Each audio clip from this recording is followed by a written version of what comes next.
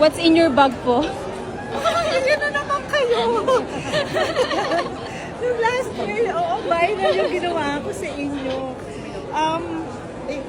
Anong phone? Phone. Sa asawa. Sa asawa, mouthwash. Pag may anak kasi, normal na, meron akong ointment kasi meron ako sugat. Okay. Lalagay ko lang ulit Opo. Tapos, wala ng kabag. Antacid.